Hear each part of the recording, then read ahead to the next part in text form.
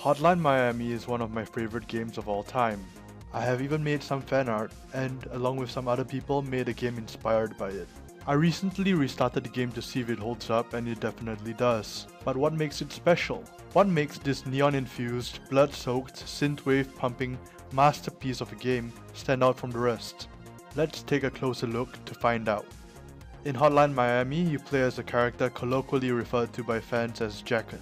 You wear animal masks and storm through different areas, taking on large numbers of enemies. However, unlike Call of Duty or other generic first-person shooters, you are as fragile as the enemies you kill. If hit by a weapon, they die in one hit, but so do you. And you will die over and over again. Thankfully, death isn't a huge hindrance, and continues are quick. This helps keep the game from becoming overly frustrating. The key is low iteration time. Low iteration time means that you do not have to play for long to get back to where you were if you die. It is the same tactic that can be seen in many games nowadays, from Super Meat Boy to Super Hexagon. These games have high difficulty, which also means a huge sense of accomplishment from finishing a stage. But the low iteration time means that the frustration is alleviated. Moreover, low iteration time gives the levels an addictive quality, and alternative strategies can be attempted without much setback. This is good as Hotline Miami is a very hard game. If you want to get an A+ score, you also have to mix up your weapons and string together kill combos, which can make it even harder. If each level took longer than a few minutes, most would be too frustrated to complete the game. Thankfully, the level design is superb, easing you into the game. The levels slowly ramp up in difficulty. In the first level, for instance, the enemies do not have guns. Moreover, the first level only has one type of enemy. The first enemy you encounter in the game is knocked over by the entrance door. Gradually, the amount of enemies is increased over time. These enemy types include dogs who pounce at you and big heavies who can only be killed by guns. However, each stage does not have more than one new enemy type. This is good, as it lets the player get used to new enemies and the strategies required to beat them.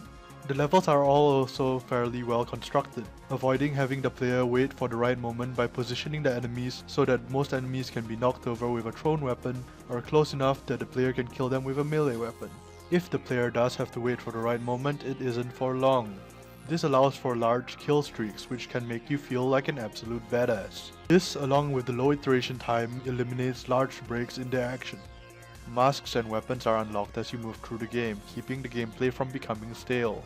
Each mask grants you a different ability, allowing for different playstyles. For example, playing with the horse mask allows you to kill people by knocking them over with a door, which gives you a new unique way of eliminating your enemies. Other masks give you the ability to see further, which gives the game a more strategic feel, and kill with your fists, which is great for challenge runs.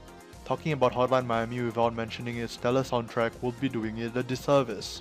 In fact, it would not be an exaggeration to say that the music contributed to a lot of the game's success. Why is this so? Because it is perfectly coupled with the gameplay, on both a surface and granular level. On a surface level, the fast beat of the music matches the quick gameplay very well. In the Hotline Miami documentary by Complex, which I recommend you all to watch, it is revealed that each track was chosen to fit the corresponding level.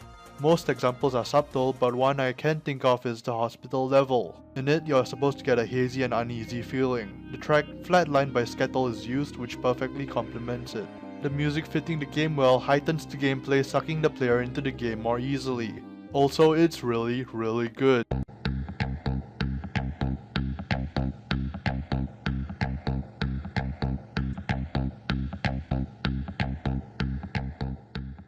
As for the story, it's mostly told organically apart from the cutscenes. For example, at one point in the story you save a girl from being murdered, and she starts to live with you. From then on, each time you wake up in your apartment it is less cluttered and dirty, and the girl eventually makes herself more at home. This symbolizes the girl helping the protagonist and the girl becoming closer to him, all without one line of dialogue. This subtle approach is very refreshing and stands out in an era of games that clobber you over the head with its story. The game is heavily inspired by the movie Drive by Nicholas Winding Refn, and he is even thanked in the end credits of the game. In the movie Drive, the violence is built up too gradually and is all the more shocking because of the non-violent sections. Refn even corroborates this by saying, "It's like violence is like sex. It's all about the build-up. Did you get that? So it's the breaks in between that's the build up to the you to the slicings, and then it's back, and then it's in again. However, in Hotline Miami, due to it being a video game and the action being required to take center stage, the violence is shown throughout the game. However, its shock value comes from after the violence is done.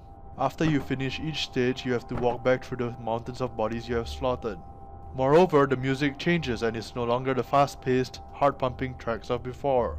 Instead, it's more morose and somber, almost as if it's criticizing you for having killed so many. This permanence not only fits the theme and plays into the story, but also gives the player a grim sense of satisfaction from having bested a large number of enemies. The game isn't without flaws, of course.